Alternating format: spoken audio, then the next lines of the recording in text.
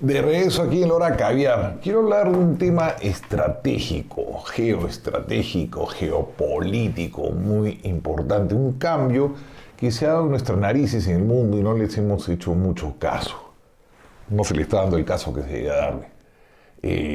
Es esa revolución que se ha dado en los últimos 8 años, más o menos, en la producción de petróleo.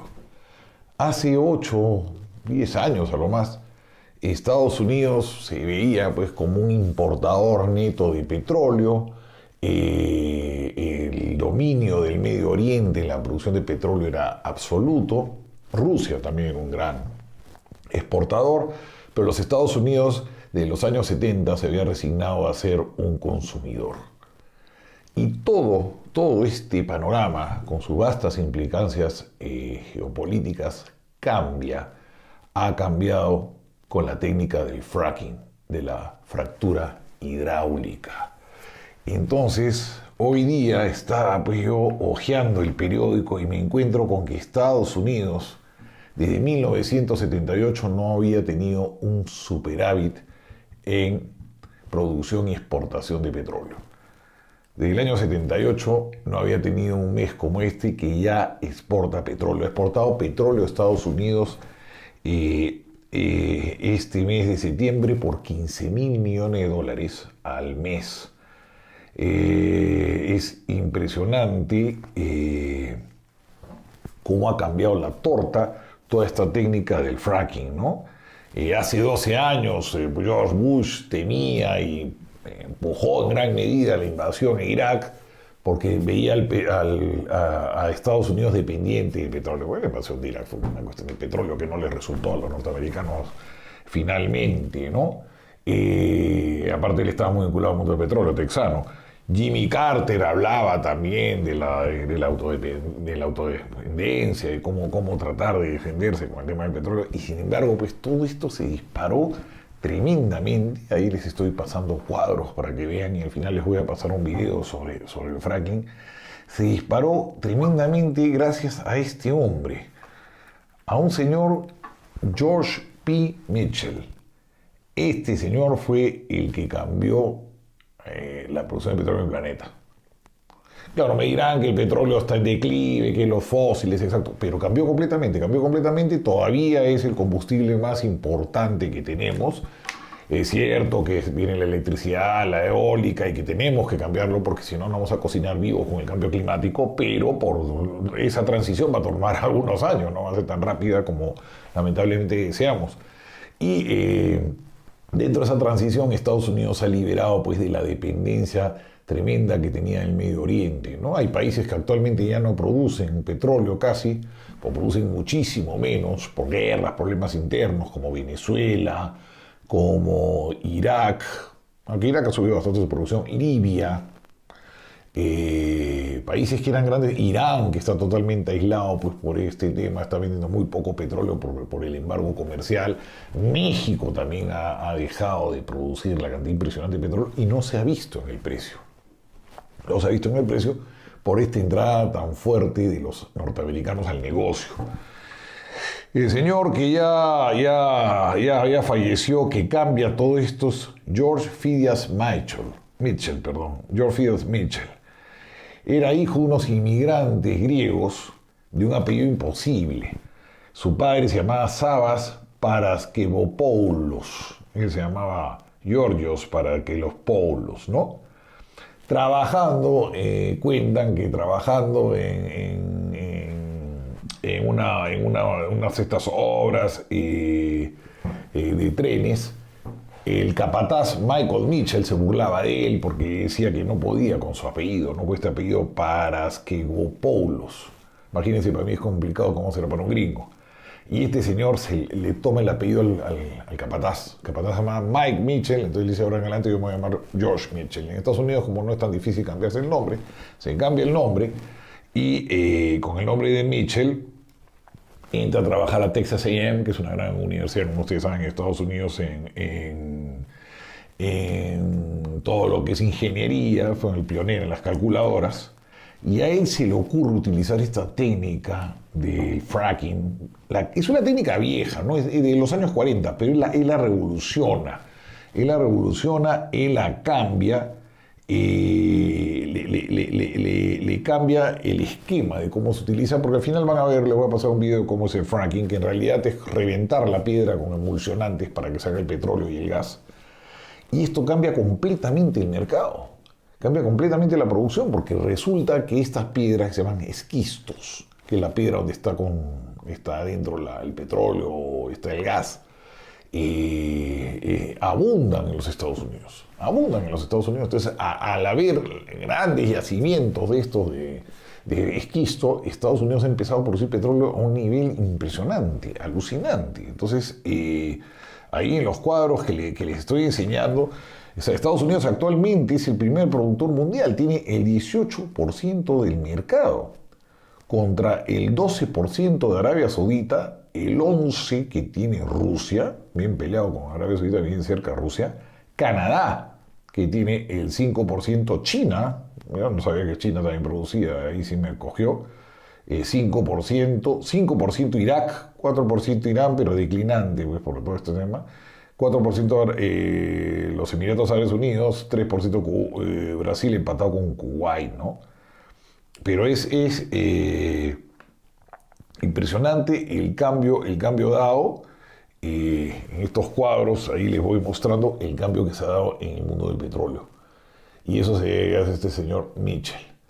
Entonces, todo esto es una cuestión geopolítica. En Europa no han querido aventurarse con el fracking. Recientemente Boris Johnson ha retrocedido en Inglaterra. Aquí en España lo han prohibido, dicen que provoca temblores, provoca contaminación. No han querido los europeos, a pesar de su gran dependencia de combustibles, ¿no? Europa, salvo Ploti, que ya creo que son yacimientos que no deben tener el petróleo que tenían antes, que queda en Rumanía, no ha sido un continente que haya sido bendecido con cuestiones de petróleo, y no han querido explotar plataformas ni esto, ¿no? Entre el miedo a la contaminación y la caviarada no lo están haciendo, ¿no? Porque aquí en el País Vasco decían que había posibilidades, también en Valencia no han querido hacerlo, y los dos países más liberales son Polonia e Inglaterra. Sin embargo, Boris Johnson hace unos días ha dicho que ya no va a haber esta explotación de petróleo. Entonces les quería hablar en este bloque, enseñarles lo que es esto del fracking. Argentina, por ejemplo, tiene una súper oportunidad, tiene un yacimiento gigantesco que se llama Vaca Muerta de esquisto, pero como buen país latinoamericano lo tiene ahí tirado, pues. Lo tiene ahí tirado. Eso podría ser podría ser el motor para salir de la tremenda crisis que hay ahora. Podrían explotarlo, pero entre todo, las idas y venidas del peronismo, las peleas con las compañías petroleras, ahora nuevamente han ganado los peronistas. Vaca Muerta está produciendo a niveles ínfimos para lo que dice Vaca Muerta, que hace que Estados Unidos hace rato que ese gran yacimiento se estaría explotando. Entonces les quería enseñar, porque también vienen estos días. Se va a ver la compañía más grande del mundo. No es, cuando salga a bolsa, no va a ser en riqueza Facebook, ni Amazon, no, va a ser Aramco, la compañía petrolera estatal de Arabia Saudita. Se calcula que va a valer 1,5 veces más que Amazon o que Facebook a la hora que se venda este 5%. Solamente van a ser públicas, van a salir como ofertas el 5% de las acciones de Aramco al mercado, ¿no? El 5% de esta empresa que es la mayor productora de petróleo del mundo, muy por delante de Exxon, de las 7 hermanas, ¿no? De todas estas compañías grandes, Chevron, Mobil, etcétera. No, está muy por delante Aramco y va a salir a vender un pedacito. Solamente ese pedacito se calcula que va a recaudar como $200 mil millones, no sé, hay todo tipo de cifras para todos los gustos. Entonces, les dejo ahí con un video para que vean qué cosa es el fracking y cómo ha cambiado todo. Por ejemplo, a nosotros nos cambió completamente la perspectiva. En un momento, el gas de camisea, pues parecía que con eso íbamos a poder tener instalaciones para producir plásticos. El grupo Brese iba a ser una fábrica muy grande de plásticos en Paracas. Se habló en el sur del Perú también. Todo eso se cayó porque ahora es imposible competir. El precio del gas ha bajado mucho por la cuestión del fracking. Más bien nosotros tenemos un problema serio porque cuando se sacó camisea se pactó un precio de gas muy alto muy bajo, con México, le vendemos parte de Camisea a México, no hemos podido romper el contrato, me parece que aún se le sigue vendiendo y es un precio realmente malo para el Perú, es un precio malo para el Perú, le estamos vendiendo un precio que no deberíamos venderle, pero lamentablemente pues ellos nos compran nos compran al precio que ha quedado pactado y eso va en desmedro a nosotros, pero ya, ¿qué vamos a hacer? Pues habría que romper el contrato y los mexicanos no quieren romperlo, es un tema que ha quedado ahí aparcado, pendiente. En su momento no fue una mala idea amarrar un comprador porque no había gran mercado peruano y era la única manera de sacar el gas de la selva de una manera rentable porque no había mercado, entonces había que exportar primero y luego desarrollar lo interno, pero no se pensó primero que lo interno iba a crecer tan explosivamente. Ahora el Perú es un gran consumidor de gas y luego nuestra principal fuente de energía y luego de que los precios iban a distorsionarse tanto y que el precio pactado con México iba a ser tan perjudicial para el Perú. Bueno, espero que ya no le sigamos vendiendo, no sé, hace tiempo que no he mirado sobre el tema. Los dejo con el video del fracking y les he pasado algunas imágenes para que vean cómo ha cambiado el mercado del petróleo en estos años, de este recurso tan estratégico que tantas guerras y tanta importancia ha tenido. La inflación, ¿se acuerdan que saltó en 1973 con la subida del petróleo por el Yom Kippur, cuando subió el año 78 por la caída del Shah de Irán, la guerra de Irak, ha generado cuántas, hasta la guerra del Chaco, porque se pensaba que había petróleo en el Chaco y Bolivia y Paraguay y se pelearon, al final no había una gota de petróleo. A nosotros nos ha provocado golpes de Estado y mil cuestiones, siempre ha sido un recurso muy estratégico. Bueno, los dejo ahí y me despido de esta segunda hora de la hora caviar. Las formaciones geológicas, conocidas como rocas generadoras o shale, así como las denominadas tide, pueden contener abundantes recursos de gas y petróleo. Estas formaciones no convencionales, llamadas así por su baja o nula permeabilidad, se explotan a miles de metros de profundidad. Es, por ejemplo, el caso de Vaca Muerta, cuyas zonas de interés se ubican, en promedio, a unos 3.000 metros bajo la superficie. Para extraer hidrocarburos no convencionales alojados en formaciones shale y tide, es necesario, una vez perforados los pozos, utilizar una técnica conocida como estimulación hidráulica, fractura hidráulica o fracking. Esta técnica, que fue desarrollada en Estados Unidos hacia fines de los años 40 y se utiliza en nuestro país en la mayoría de los pozos convencionales desde 1959, busca mejorar la permeabilidad de las formaciones que contienen hidrocarburos mediante microfisuras en la roca de varios metros de longitud y apenas unos milímetros de espesor. Una vez creadas, el gas y el petróleo pueden fluir hacia el pozo a través de esas microfisuras para ser recuperados en la superficie. La operación comienza con el armado de la locación. El cuidado del medio ambiente y las estrictas regulaciones obligan a que las locaciones sean secas. Esto quiere decir que todos los fluidos deben manejarse en compartimentos perfectamente estancos y sellados, al igual que cualquier aditivo químico sólido. Una vez completada la locación, comienza a trabajar el trépano, herramienta que, al girar, tritura la roca y perfora el pozo. En la boca, que es su parte más ancha, el pozo mide unos 30 centímetros de diámetro.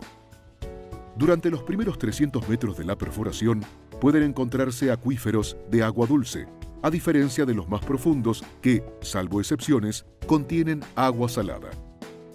Por eso, a lo largo de esos primeros metros, se constituye una zona de seguridad, en la que se practica un doble o triple encamisado. Este encamisado consiste en entubar el pozo con cañerías especiales y cementarlo a presión, desde el interior hacia afuera. Así, en los primeros metros, el pozo queda perfectamente aislado de las formaciones geológicas y los eventuales acuíferos de agua dulce por una triple barrera de acero y cemento. La etapa siguiente implica utilizar métodos de diagnóstico para asegurar que la integridad del pozo sea perfecta. La perforación continúa hasta la formación objetivo, en donde se encuentran los hidrocarburos. En ocasiones, el diseño del pozo puede requerir ingresar en la formación horizontalmente, a veces superando los 2.000 metros de extensión. El pozo está terminado cuando queda entubado y cementado a lo largo de toda su extensión. Para conectar el interior del pozo con las formaciones en las que se encuentran los hidrocarburos, es necesario punzarlo. Esto se logra con herramientas especiales que generan orificios de menos de 1 centímetro de diámetro a través del acero y del cemento.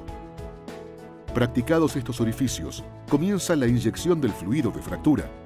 Este fluido consta en más del 99% de agua y arenas especiales, con la adición alrededor de una docena de aditivos químicos, en muy bajas concentraciones. Estos aditivos constituyen menos del 1% del fluido total y en ningún momento entran en contacto con el medio ambiente. La mitad del volumen de aditivos químicos, aproximadamente, corresponde al ácido clorhídrico. El 25% del volumen de aditivos químicos es un gelificante, en general goma guar.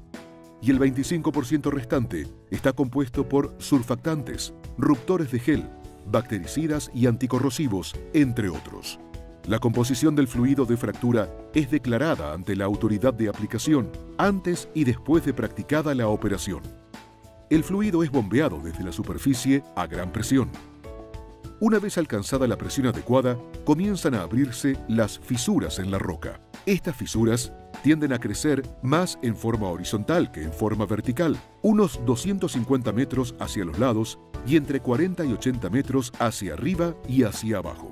Toda la operación ocurre a miles de metros de la superficie y de los eventuales acuíferos de agua dulce. Para evitar que las fisuras vuelvan a cerrarse, se utiliza un agente de sostén. En este caso, arenas especiales, inertes, que mantienen abiertas las fisuras, permitiendo el paso del gas y del petróleo. Toda la operación se controla desde la superficie para conocer exactamente y en tiempo real el crecimiento de las fisuras y así darles la dirección y la longitud deseadas.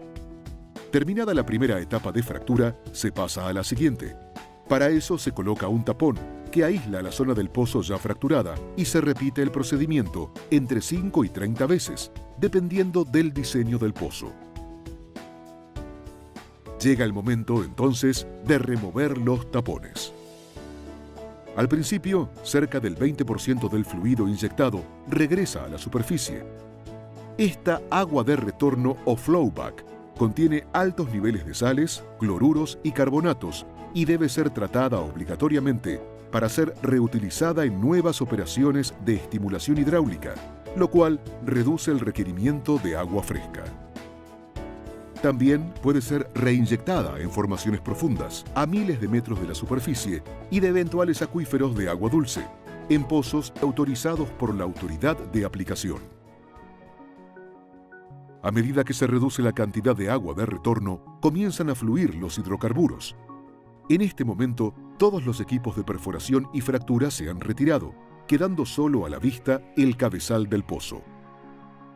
Los trabajos de perforación y terminación de un pozo demandan unos pocos días, frente a las décadas durante las cuales el pozo podría producir hidrocarburos. Cuando el pozo finaliza su vida útil, se practican los trabajos de abandono. Se retiran las válvulas superficiales y se rellena el pozo con cemento, antes de asegurar su boca con tapones especiales. La locación queda lista para nuevas actividades productivas o para ser repoblada por las especies locales.